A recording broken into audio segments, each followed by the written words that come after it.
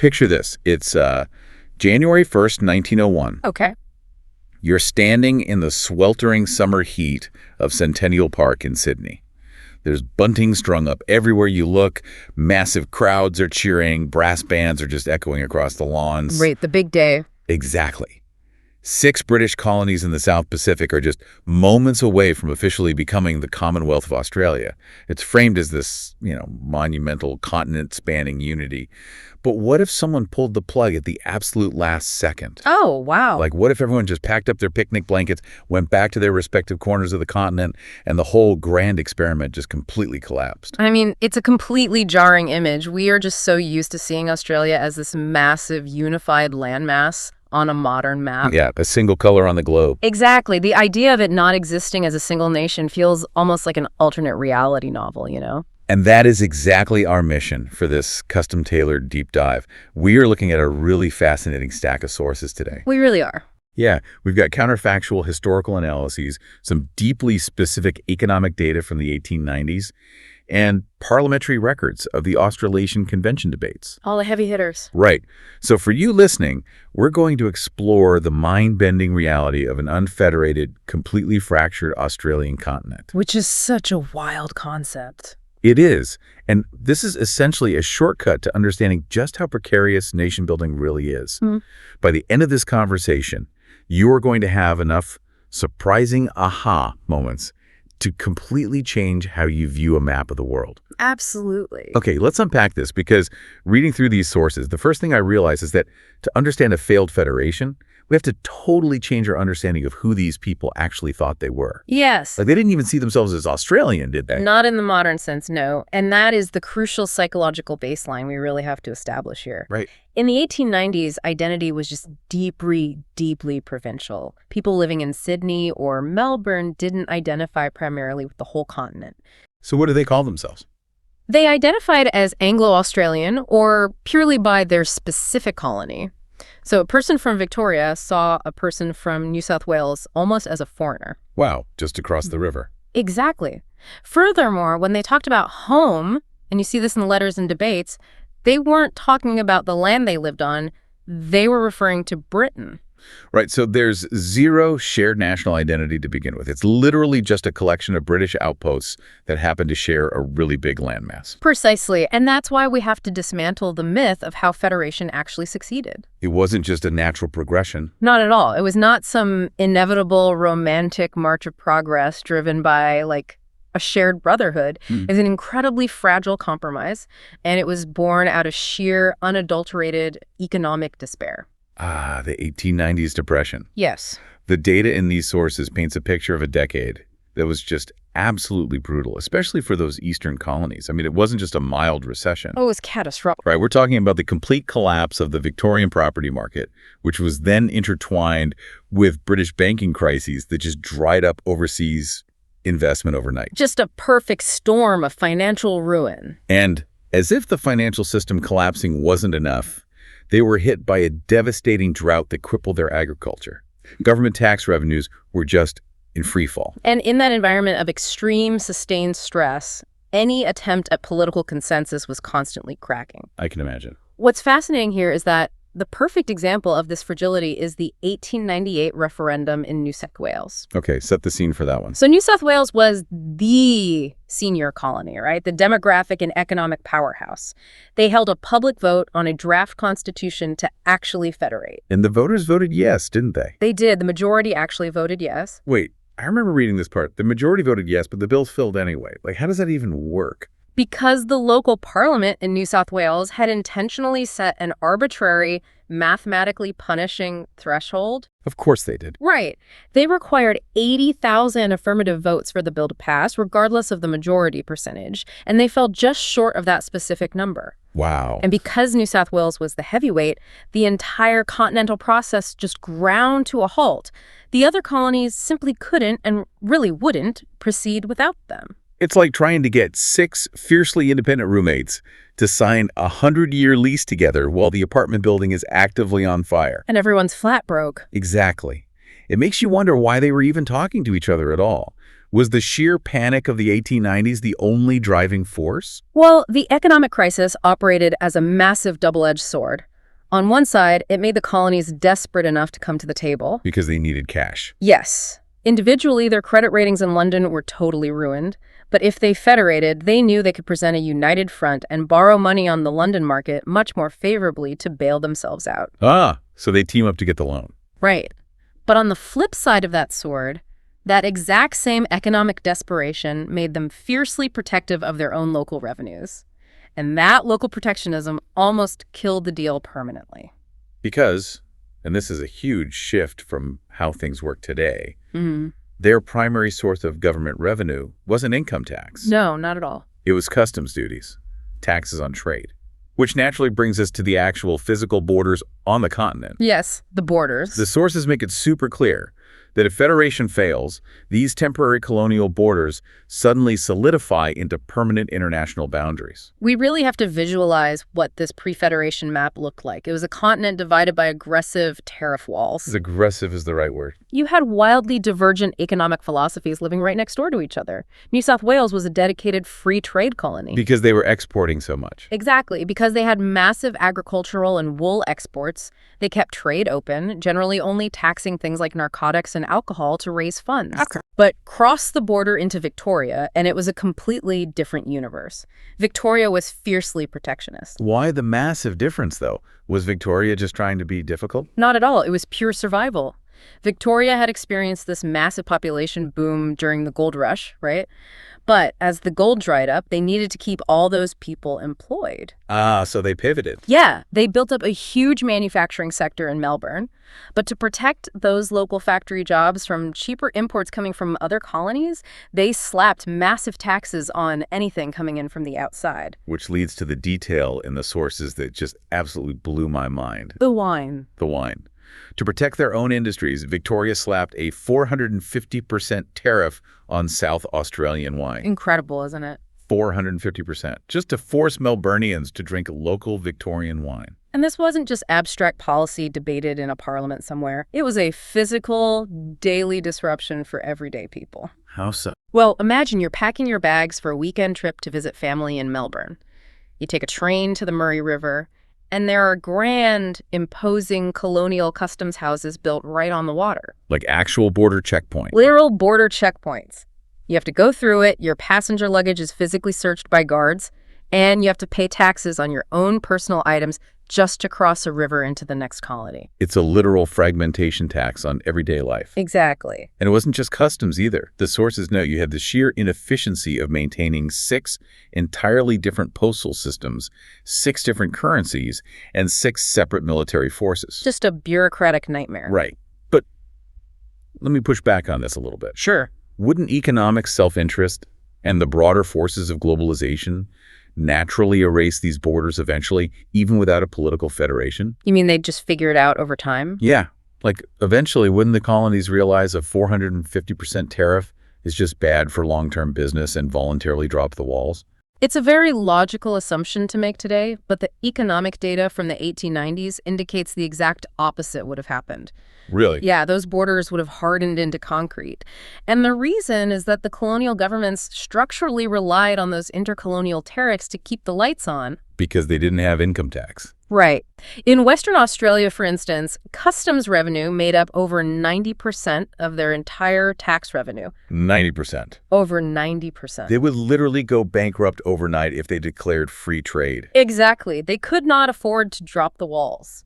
In the timeline where federation succeeds, it only happens because of a highly controversial compromise known as the Bladenblot. The Bladenblot. I love that name.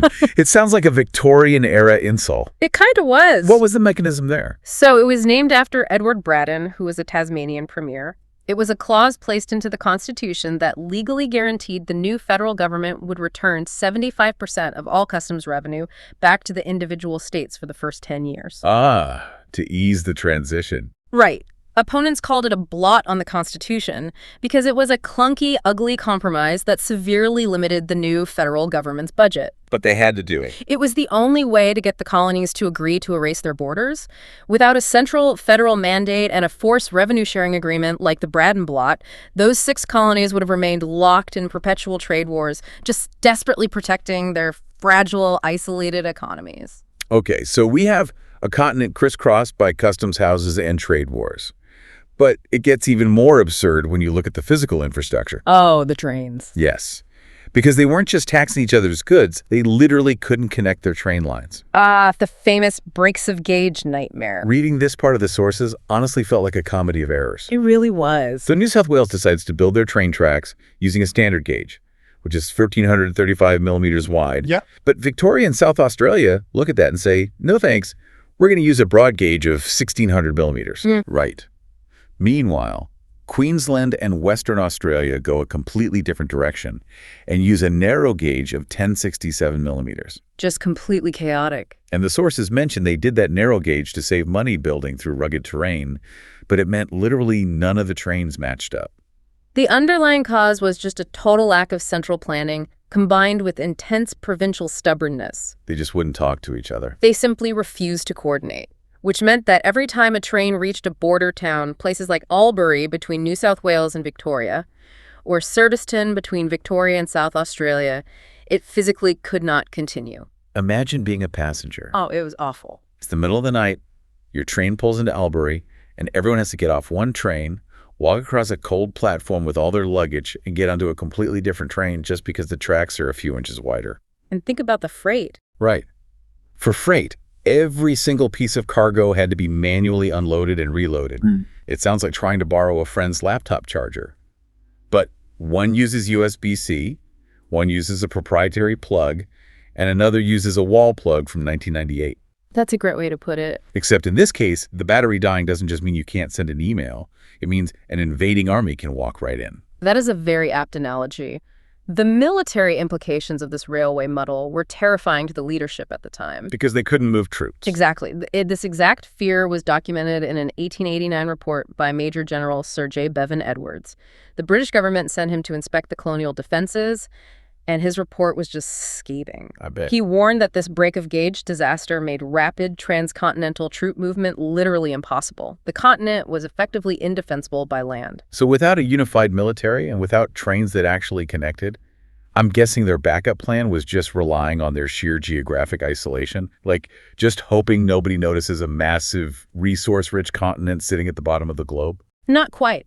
They were relying entirely on the British Royal Navy. Outsourcing it. Yep. The colonies maintained these tiny, uncoordinated local militias, but for real defense against foreign powers, they were totally dependent on British warships. And they perceived very real threats at the time. Who are they worried about? Well, the French were building up a presence in New Caledonia, and the Germans were establishing themselves in New Guinea, which is right on their doorstep. So if we connect this to the bigger picture, without the looming threat of those foreign naval powers, the colonies might never have felt the pressure to compromise. That's a huge part of it. A fragmented Australia would have had no unified defense force. They would have remained utterly subservient to the British Admiralty for their survival. Yes.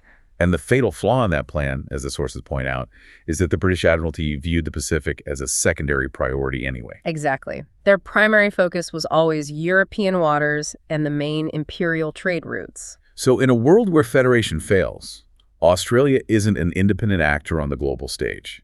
No, it is a collection of vulnerable, disconnected outposts relying on an empire that is half a world away and increasingly distracted by its own tensions in Europe. Okay, so we've got 6 broke, vulnerable colonies fighting over train gauges and wine taxes. Right. But here's where it gets really interesting. Because the counterfactual analyses in these sources suggest the fragmentation wouldn't have just stopped at 6. No, it wouldn't have. If the main federation failed, those 6 colonies might have shattered into even smaller, hyper-regional micronations. The threat of internal secession was incredibly real. We really have to look at Western Australia for this. Okay, well, what was happening there? The premier at the time, Sir John Forrest, was extremely hesitant to join the Federation because he feared the more populated eastern colonies would just dominate them politically and economically. But the people living in the Western Australian goldfields around Kalgoorlie? Yeah. They felt very differently about it, right? They did. That specific region was heavily populated by recent migrants from the eastern colonies who had traveled over during the gold rush. Seeking their fortune. Exactly. And the locals called them T'othersiders. T'othersiders, wow. Yeah, and these T'othersiders were strongly pro-federation.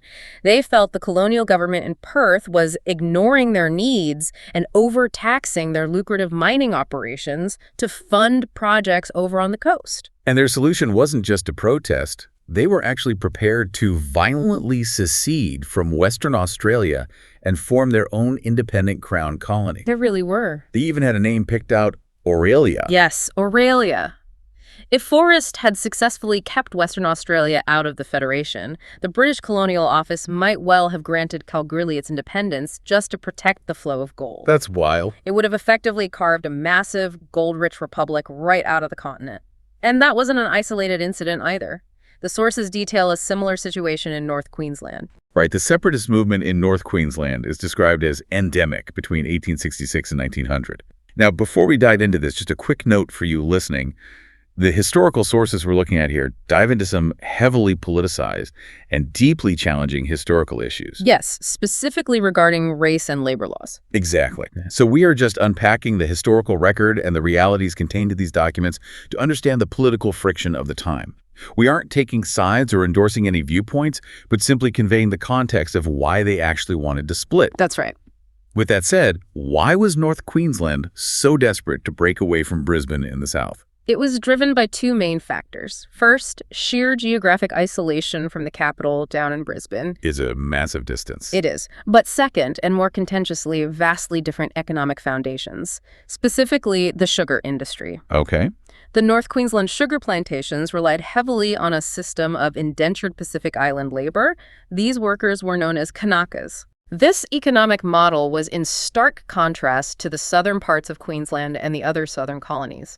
In the South, there were very strong abolitionist movements and proponents of a white Australia policy who were actively pushing to ban the use of Pacific Islander labor entirely. So the North wanted to secede to protect that specific labor system. Precisely. If these micronations actually formed, say, Auralia gets its goldfields, and North Queensland breaks away to maintain a Fiji-style plantation economy, could they have actually survived as sovereign states? Or would they just be swallowed up by other empires? It's a critical question, and the sources unpack the implications of this scenario, and they are profound. What would happen? Well, if North Queensland had seceded, it would have diverged radically in its racial and labor laws compared to the southern colonies. Without a federal government to enforce a unified continental policy, you wouldn't just have 6 British colonies. You'd have a whole mess. You would have a situation akin to the balkanization of the South Pacific. You'd have multiple competing sovereign entities sharing borders, each potentially forming different foreign alliances, different international trade pacts, and relying on entirely contradictory economic models. It's wild to visualize. A patchwork of rival nations right next door to each other. Exactly. And that brings us to the social side of this. From drawing lines on the map and arguing over tariffs, how does this alternative timeline actually impact everyday people, their rights, and their ultimate identity? Right, the human element. We established earlier that there was no shared identity. So who else might have been included in this fractured map? Well, we absolutely have to talk about the New Zealand question. Ah, yes, the 1200 impediment. Exactly. We often forget that New Zealand was actually involved in the early 1890 Australasian Federation Conference. They were at the table. They were seriously considered as a potential state in this new union. But those 1,200 impediments, which was a poetic way of referring to the 1,200 miles of rough ocean across the Tasman Sea, ultimately kept them out. They didn't want to be ruled from afar. Right. They feared losing their autonomy to a parliament based in Australia. But if the Australian Federation had failed entirely, the sources suggest we might have seen the formation of a loose maritime Australasian Council instead. Meaning New Zealand, Fiji, and the various Australian colonies acting as a sort of Pacific trade bloc rather than a single nation. Yes. A cooperative council to handle shipping and basic trade, but importantly, without a central parliament or a constitution binding their domestic laws together. So no unified rules. Exactly. And without that central binding force, the social policies across the continent would have remained incredibly fractured and unequal. You see that really clearly with voting rights in the sources. Oh, absolutely. Like by the late 1890s, South Australia and Western Australia had already granted women the right to vote. They were way ahead. But the other colonies hadn't. So if you don't have a federal constitution eventually standardizing these rights across the board, A woman's fundamental democratic power is entirely dependent on which side of an invisible, arbitrary colonial line she happens to live on. And that legal fragmentation is even more stark when you look at indigenous rights. Explain how that would have played out without federation. Without a national constitution or federal oversight, indigenous policy would have remained entirely localized to the whims of each specific colony, and the approaches were vastly fundamentally different. Give us an example.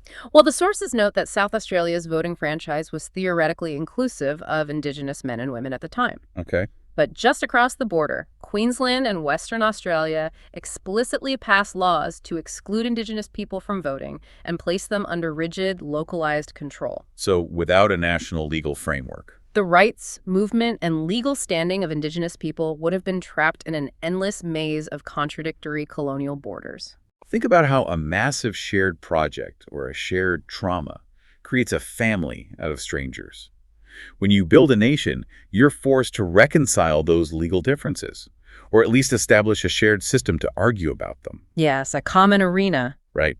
Without federation, these people are just neighbors who share a landmass but have absolutely no shared legal reality.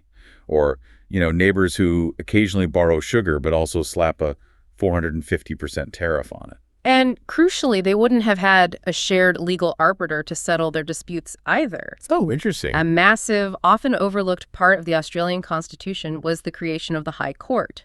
This was the body designed to resolve arguments between the states, for example.